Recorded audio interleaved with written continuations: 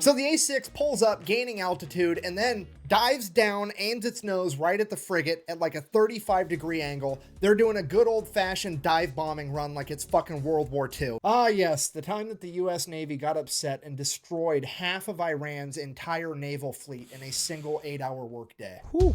Let's go. Today we're talking about Operation Praying Mantis. So 1980, Iraq decided to invade Iran. Why? Don't really care, not pertinent to the story. However, at the end of that war, Iran decides, hey, we're gonna pull a page out of the old Art of War by Sun Tzu. We're gonna cut off the enemy supply lines, deprive the enemy of nice things. It's gonna work out great. Iraq's got a weak navy. We're gonna wipe out their navy. And then every time they send out an oil tanker through the Persian Gulf, we're gonna blow that up. So they can't sell any liquid dinosaur. They can't make any money. They go broke. We win the war. Hooray. It's a solid plan. So they do exactly that. Then Kuwait comes out of left field and they're like, hey, we've been financially backing Iraq. Sorry, just quick one. First of all, this guy's storytelling is, I love it. I love it. It's funny. It's engaging. I love it. This is going to be fun. Let's continue. Through this entire war for the past 7 years. We need to make sure they win so we can get our money back. So we're going to go ahead and let Iraq use our oil tankers to export oil. So Iran is like, well, that's an easy problem to solve. I'll just blow up all the Kuwaiti oil tankers as well, which is exactly what they do. But here's the catch. Kuwait at this point in time is like the one major exporter of oil that wasn't really part of OPEC, meaning that they were selling oil on the global market significantly cheaper than everybody else, driving down the entire oil market. And now that their oil tankers are getting blown up as well, it means that Kuwait can no longer sell oil on the cheap, meaning that Iran has now inadvertently committed the cardinal sin of the late 20th century, raising gas prices. Now the entire Western world looks over at the Persian Gulf like, the fuck? The ghost of Sun Tzu's sitting there shaking his head like, that's the one exception. I would have messed with any supply line except for that one, because we all know what happens next. America. Yeah, America then proceeds to assemble the largest naval convoy operation since World War II, send them into the Persian Gulf to protect Kuwaiti oil tankers. It is at this moment that Iran should have been like, well, that's unfortunate, time to figure out plan B, because this obviously is not going to work out. Sorry, I feel like history has told us when it comes to warfare, when the Americans get involved, just because Americans spend so much money, they invest so much money. Because like I feel like a few years ago, I used to wonder, why is America investing so much money when they're fighting no one? But there you go. They're investing so much money. That's why that's why no one is fighting them. If that makes sense. Because everyone is scared to fight America. America is preparing for the worst. Hoping that it doesn't happen. But if it happens, let's go. I'm just so glad I live in the UK. And we are allies of the United States. United States, I love you. I love you guys so much. Yes. This is engaged. This is fun so far. Let's continue. However, they decide that they're going to double down. What they're going to do is they're going to take a bunch of magnetic underwater mines and they're just going to spread them out all over the Persian Gulf in international waters. And wow, that's not going to have any consequences at all. So fast forward, April 14th, 1988, the USS Samuel B. Roberts, a guided missile frigate, which is basically brand new at this point, this is like its first big operation, is out there escorting a Kuwaiti oil tanker, and it runs into a minefield, hits a mine, blows up the keel of the ship. The keel is this bottom part right here. It like supports and stabilizes the structure of the entire ship, and it gets blown completely in half. At this point, the only thing holding this boat together is the actual deck. 1 second, everything's fine. The next second, there's a 15-foot wide hole in the bottom of your ship. Everything's on fire and water is rushing in. The USS Samuel B. Roberts took on half of its weight in water in the first minute. This is a catastrophic amount of damage. Wait. I thought it wasn't the Kuwaiti ship. The American one. Oh, God. That's weird. Can you guys hear that? Some police siren just went past. Oh my God, that's scary. Why you messing with the Americans? Why? Don't mess with the Americans. Damage that would sink 99% of ships, but as fate would have it, the crew of the USS Samuel B. Roberts had already been winning competitions for having the best damage control crew in the Navy. So the entire crew gets to work. They're putting out fires, they're plugging holes, they're literally cinching the hull together with steel cables trying to stabilize it, because the only thing holding it together is a deck at this point. Over the course of the next 5 hours, the entire crew fights their ass off and somehow manages to get the situation under control and limp the ship all the way back to Dubai, where they can get it to a port. And the most incredible part of all of it, Not a single American was killed, only 10 men were injured during the fire and the initial explosion. So the crew survived, the boat's basically completely destroyed. Then America sends in an underwater crew, figure out what happened. They find the remnants of the mine, they check out the other mines. Yep, they're Iranian. At this point, now somebody has to inform the president because this is a big deal. And the president at this point in time is, let me check my notes, fucking Ronald Reagan. I'm from the government and I'm here to help. So they go ahead and they brief Ronald Reagan on everything that happened. He's super happy that everybody survived, and he's like, okay, well, here's what we're gonna do. We're gonna issue a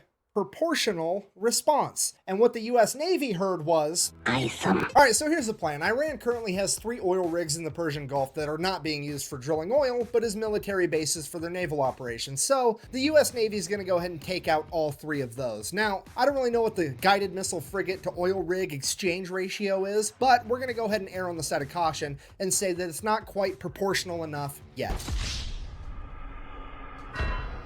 So Iran also really only has like 2 modern naval vessels. That's the Iranian frigate Sahand and the Iranian frigate Sabalan. They're going to go ahead and take out at least one of those, maybe both. We'll see how proportional they want to get. And then by the time they get all that done, that should be a nice 8-hour workday. It'll be time to clock out and go get some ice cream. So in order to get all this done by quitting time, they're going to go ahead and establish 3 different surface attack groups. Sorry, I wish my history teacher was like this at school.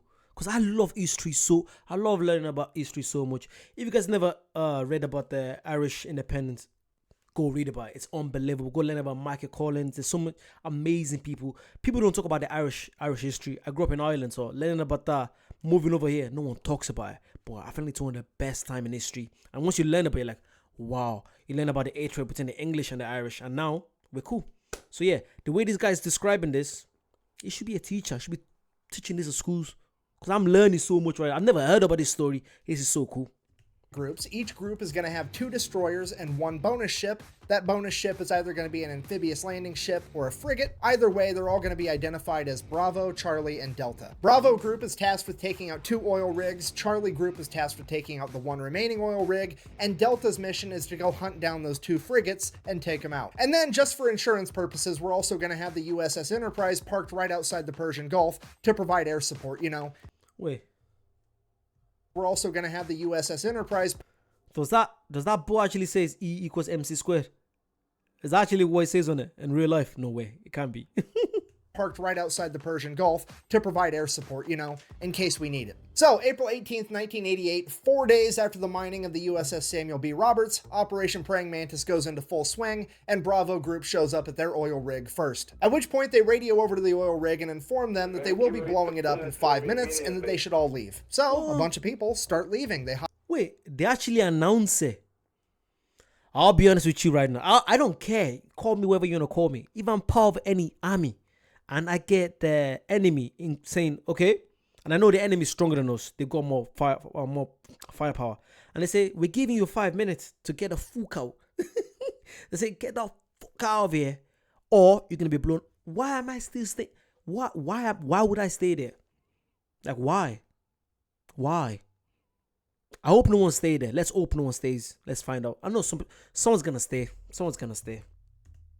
Hop in tugboats and take off. Bravo Group, seeing that they're making an honest effort to actually evacuate, agrees to give them 15 more minutes. So, fast forward 20 minutes later, they send out another radio message, hey, time's up. They then fire the 5-inch guns right over the top of the oil rig with the rounds set to airburst, hopefully scaring off any stragglers. And it is at this point that some Iranian military member decides that he is going to audition to be the main character of this story because he hops on a 23mm anti-aircraft gun and opens fire on Bravo Group. And without skipping a beat, one of the 5-inch guns on one of the destroyers just goes poof, and just fucking direct hit smokes this dude. Barely touches the rest of the oil rig. This guy, definitely not the main character, but the silver lining, he at least made it into the credits as Baloney Miss Cloud #1. Now, obviously I'm paraphrasing here, but at this point, Bravo Group radios over to the oil rig one last time, something along the lines of, hey, does anybody else need to find out what it's like to chew 5 gum? Or you fuckers ready to quit? The oil rig finally radios back and is like, yeah, please cease fire. We're gonna leave. So all the Iranian military members leave. Bravo Group decides to open up on it for a little bit with the 5-inch guns before sending over a couple of Hueys full of Marines. The Marines hop out, place some demo charges, hop back on the helicopters, take off. The entire oil rig blows up, and already things are getting more proportional. Wow.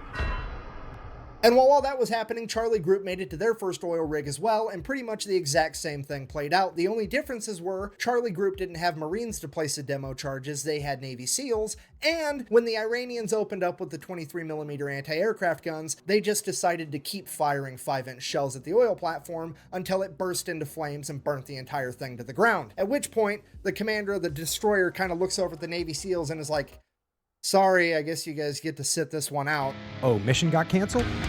Good. And while all that's going down, Bravo Group's already making their way over to the third oil rig, at which point they pick up something on radar, and it's definitely another enemy ship headed right towards them. And at this point, you have to remember, this is the late 1980s. None of the American sailors have seen naval warfare on this scale. The pucker factor is on. They are getting harpoon missiles ready, and they are about... So wait, it sounds to me that the Americans just want to, like, they weren't planning to kill anyone. They don't want to kill anyone.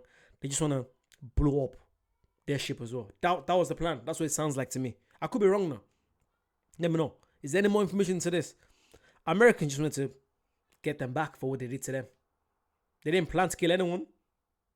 Because the title says, American obliterate half of Iran's navy in 8 hours. So far they've taken out 2 ships, right? Is that so? They've got 3 ships, I think, in the ocean. Sorry, I'm jumping the gun. Let's continue. Mind the pun. About to get in like one of the biggest naval fights since World War II. At which point, whoever's in charge of Bravo Group decides to take a deep breath, and they're like, "Okay, let's send up a helicopter real quick just to verify that it's actually an enemy ship." So the helicopter goes up, radios back to Bravo Group. It's definitely a warship, but it's a Soviet destroyer. At which point, everybody's like, "What? What is happening right now?" So they radio over to this Russian destroyer, and they're like, "What are your intentions?" And the Russian commander radios back in broken English. I swear to God, this is a real quote. "I'm just here to take pictures for history." Look, I know that I bash on the Soviet Union and communism every single chance I get, but this time around, I gotta give it to them. These guys know how to party. Just straight up rolling into the middle of the largest naval operation since World War II to eat popcorn and watch. It's incredible. At this point, Iran finally figures out that there's something going on, but they don't really know what, so they just begin attacking any ship they can find, and the first ship they found was a civilian cargo ship called the Willie Tide, that they begin attacking with Boghammer-style speedboats. So the Willie Tide radios for help, the USS Enterprise responds by sending up a bunch of A-6 intruders, as well as F-14 Tomcats. The A-6 intruders show up, start dropping cluster bombs, they end up hitting one of the speedboats and scattering the rest. The civilian cargo ship is saved, hooray. Cutting back to Charlie Group, now there's an Iranian fast attack ship coming right at them. So they radio over like, "Hey, yeah, we're kind of going around blowing up all your stuff, but also we've got a very specific list. You're not on it, so how about you just go away and we'll forget we saw you." The Iranian fast attack ship messages back, "Sounds good, we'll do that." And then they just keep driving right towards them. And then this Iranian fast attack ship gets within like 15 miles of Charlie Group, which is like point blank range for a naval battle. Charlie Group radios again, "Dude, what are you doing?" To which they respond, "I'm following orders." And then they proceeded to lock their radar on Charlie Group, which I feel sorry for it's the small guys that get in trouble. Obviously, the leaders, whoever the officers, the men leaders, they don't obviously say, you have to keep going on. Sometimes the soldiers probably like, "No, I don't wanna. It's the Americans. I don't want to get involved." But if you got your leader telling you, keep going, you've got no other choice. So whoever's probably calling the shot is in a safe building 20 miles away, and you're there doing this. That's what happens in warfare. That's actually mad. Most people that are in the front line, they have no clue why they're doing it. They're just being told to go do it. It's sad. Group can see. At which point Charlie Group immediately launches 5 missiles directly at the Iranian vessel. The Iranian vessel fires a harpoon missile back at Charlie Group. Both groups now have missiles in the air screaming towards one another. The Americans launch countermeasures, shooting up chaff rockets that end up catching the harpoon missile, detonating it in midair. The Iranian vessel, on the other hand, did not have any countermeasures capable of stopping the newer technology behind the American missiles, and it would end up getting sunk pretty much immediately. Then, before anybody can really even fully digest what just happened, radar picks up 3 Iranian F-4s screaming towards Charlie Group. Charlie Group then turns, fires a bunch of surface-to-air missiles at the F-4s. The F-4s see them coming. They're like, oh shit. They pop a U-turn and try to outrun them. F-4s, while they are extremely fast, can't outrun missiles, so one of the missiles ends up blowing a wing off one of the F-4s. Now America has taken out an entire naval vessel and an F-4 that they did not plan on taking out, and it's throwing off all of our proportions. And because of that, American leadership orders Bravo Group to stand down. We're not going to go take out that third oil rig. And right as soon as that order gets given out, Delta Group chimes in, is like, hey, we found that frigate we were looking for. So now nobody knows what to do, because on one hand, things are already getting out of control, but on the other hand, we really want to take out these frigates. So American leadership decides, well, we might not even have to make a hard decision. Maybe that's not even the frigate and the radar's wrong. Why don't you go ahead and send a couple A6 intruders over, do a flyby. They can verify that it's actually this new modern frigate, and if it is, we'll make a decision from there. Or so they thought, because the A6 pilots are about to decide that they are in fact the main characters of this story. You see, the USS Enterprise and its aircraft aren't really supposed to be doing a whole lot. They're more or less just there for insurance. In fact, they're only allowed to engage the enemy under one of two conditions. One, the President of the United States signs off on it, which is actually what happened with the speedboats earlier. Or two, they get fired upon first. So they got told to go fly by this boat to verify that it is in fact the new modern frigate, but they didn't get told how to fly by the boat, so they drop down 50 feet above the water and just gun it, and they buzz the entire ship. So the ship opens fire with its AA guns, but these planes... Come on, you can't blame them for shooting. Come on, 50 feet. They're gonna think they're gonna... The plane is there to blow them up. Come on, dog. Come on.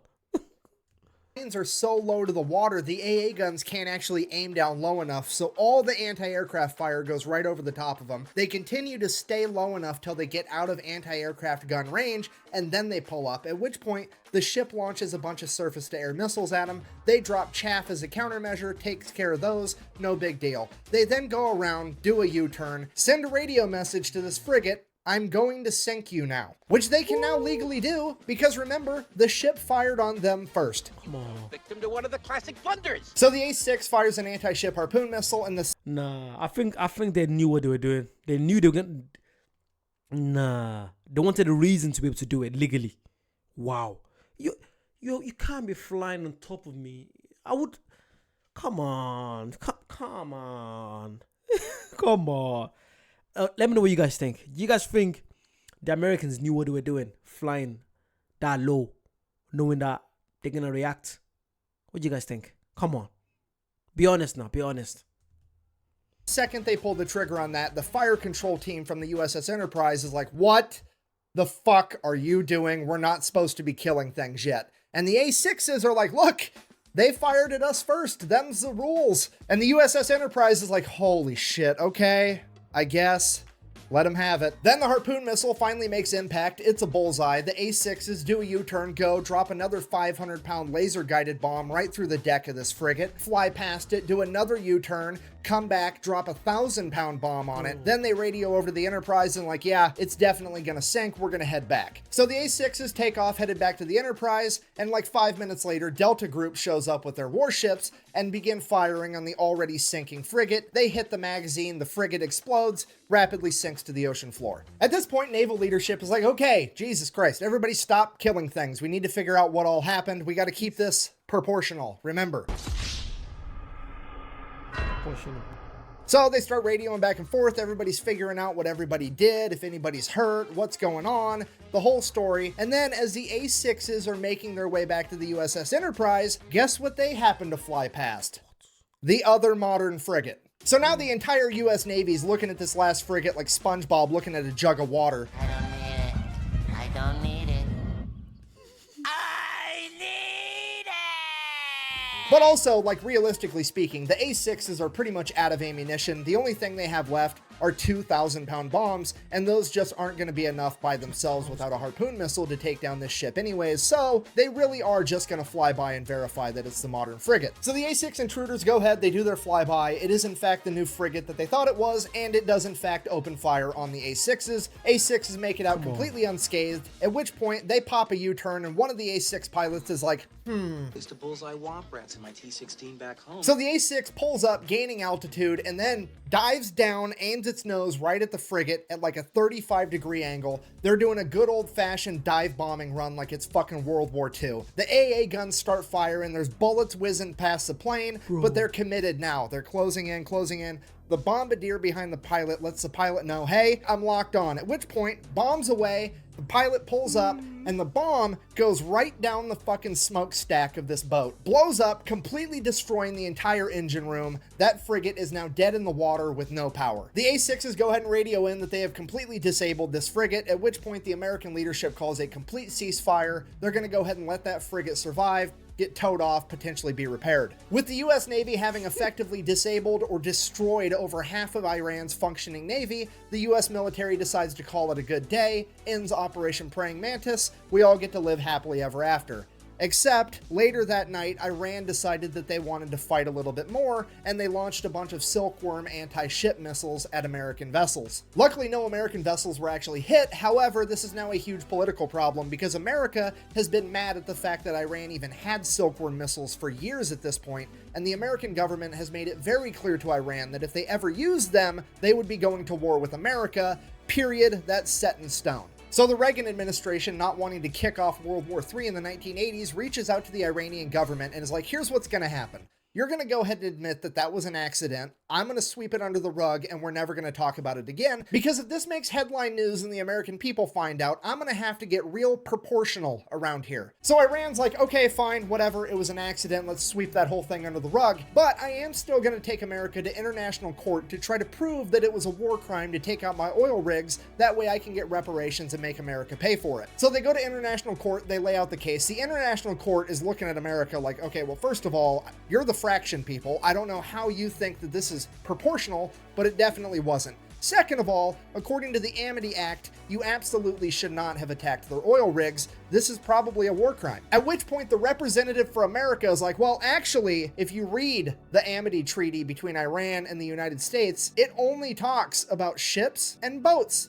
It don't say shit about oil rigs, meaning I wasn't obligated to not attack those oil rigs. At which point the court is like, hold on. Fucking, he's right, son of a bitch. Okay, well, I guess America's innocent because I've said it once and I'll say it again.